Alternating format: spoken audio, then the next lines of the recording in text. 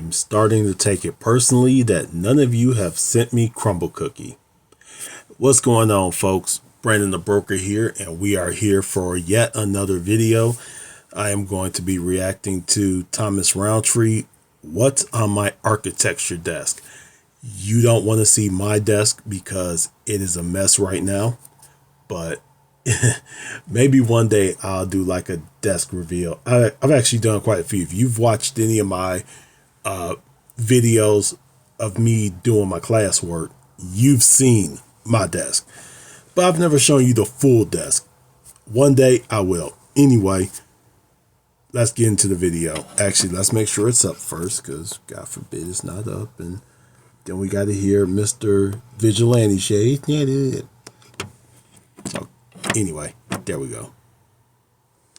This is my architecture desk setup, and it also becomes a backdrop for all of my content. Today I will show you what's on my architecture desk and all of the equipment that I use as an architectural designer and content creator. My name is Thomas Roundtree. I'm an aspiring architect and an architecture content creator. I document my journey within architecture and share my experiences as an architectural designer. Before we dive into the video, I have seen that only 25% of you who watch my videos are subscribed to the channel. So please. That's it. Just 25%. People, go like and subscribe his channel right now.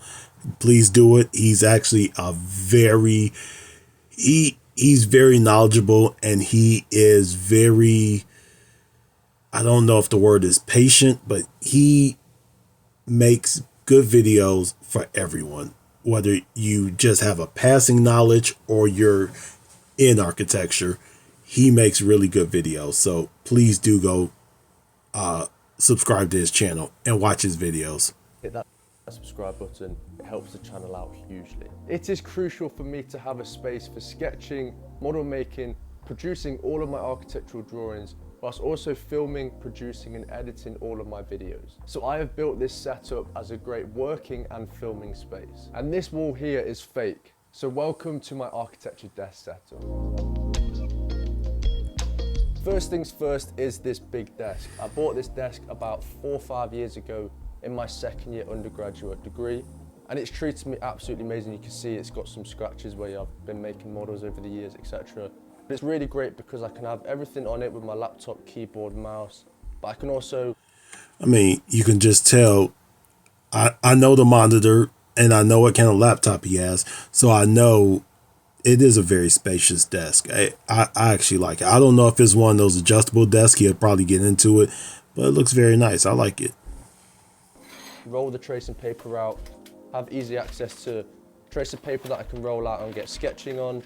I can bring in models and do some model making, and I just really love having a big space so that I can get all of my stuff onto the table and I don't feel restricted. And I can tell you the exact dimensions of it: 1.6 meters by 80 centimeters. So it's pretty big. The next thing is the keyboard, mouse and desk mat. So this is a felt desk mat that I got off Amazon. Fairly cheap thing, and it works really well. A lot of the things that I buy, I tend to buy with a colour scheme. So as you can see, I've got the greys, the blacks, the browns.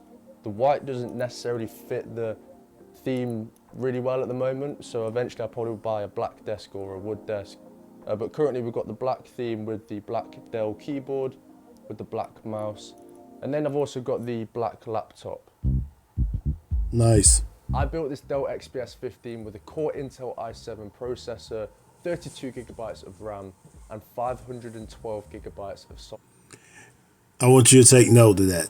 If you are looking for a laptop for architecture or engineering, these are some of the specs you're going to want, because you're going to want something with a lot of RAM, but you're also going to want a lot of storage, because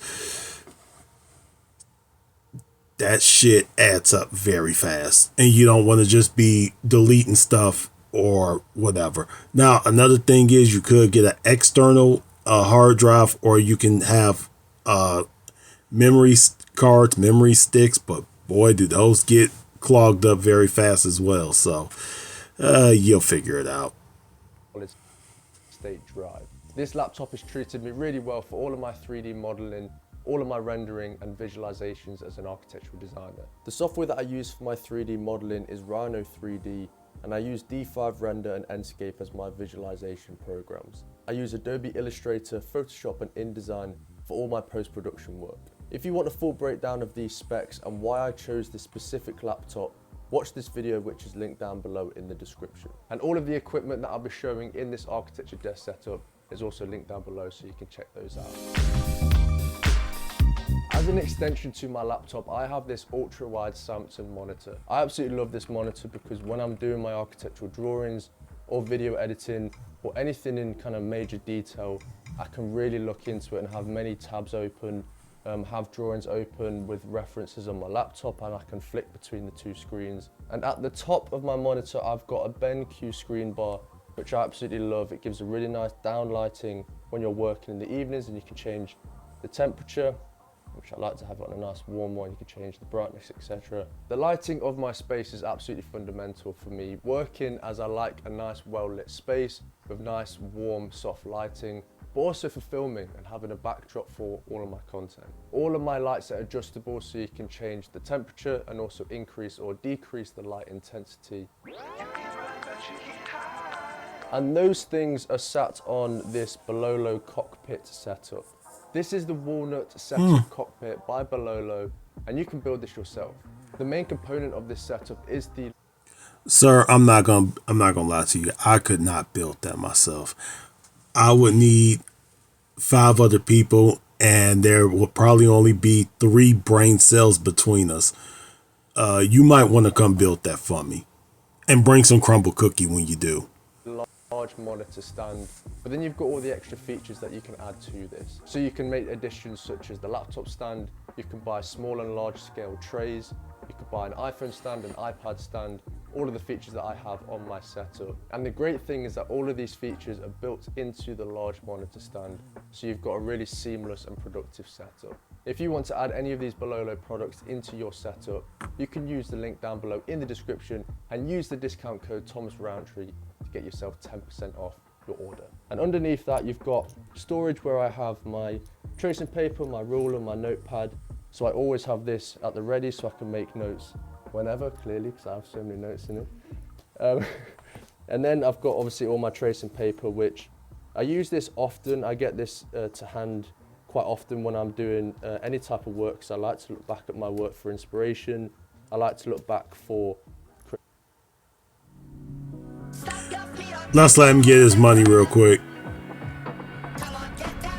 Like okay, that's enough. For creating content and to film any work that I've done in the past. So that works really well being there. And underneath my desk, I have an A3 tracing pad and cutting mat, which the cutting mat is a little bit of a state at the moment with all the Yoo-hoo glue. This is a sign of good use. I personally like having tracing paper as close as possible, so if I ever get an idea that pops into my head, I can act upon it quickly.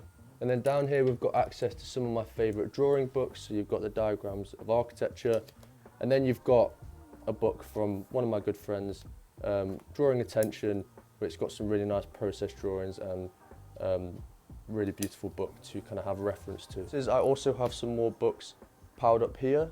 So I use this stand to just have a bit of storage. Happiness of Architecture is a great book. I've got my dissertation, my Masters of Architecture dissertation. I've got my speaker because I listen to music all of the time whilst I'm working, full blast. I've got my... I like the book desk set. I like the bookshelf setup. I kind of like how it kind of contrasts, but also complements the desk and everything on the desk. You know, he has a nice setup, by the way. This is a very nice setup. One day when I finally have my own office and everything, not a home office, but an actual office, I think I'm going to kind of steal some of his stuff. No, I'm not going to actually go to his house and steal his stuff. Unless he has crumble cookie, then yeah, I'm going to steal his crumble cookies. Canon G7X Mark II at the ready up here, and some various other stuff for the kind of filming setup and microphones, etc. And then over here in this corner, we've got my Blue Yeti microphone, which I use a lot. I've got access to all my pens, pencils, etc. I've got this phone holder because sometimes I like to put a light on it whilst I'm filming. and I've got my Bang & Olufsen headphones, which I use when I'm editing videos. And then up here we've got just some work that I've done in the past. This is a topography model which I did in my first year Masters of Architecture, and I just like to have it with me whilst I'm doing my work and also whilst having it in the background of filming. And then this is a piece of work that I did in my third year undergrad. And then we've got some storage. You don't really want to see what's in here. There's just random bits and bobs. No, listen. If you're going to introduce us to things, you got to show us what's in it. Okay? You can't just say, oh, this is this, and then, oh, but I'm not going to show you what's in there. Show us where the dead bodies are. Show us where you are hiding that professor that didn't give you the grade that you wanted, and the next day he didn't show it. No, I'm joking. Don't tell us all that. Let the kangaroos take care of them. But I have some constraints. I can't afford an office or studio space, and my bedroom is absolutely tiny. So I'm currently set up at the end of my sister's bedroom. So this is my desk space as an architectural designer and content creator. So when I turn this into a film space, all I have to do is bring this acoustic panel over, which I built with just some plywood and acoustic kind of padding. I put that here up against this wall, and then it turns into a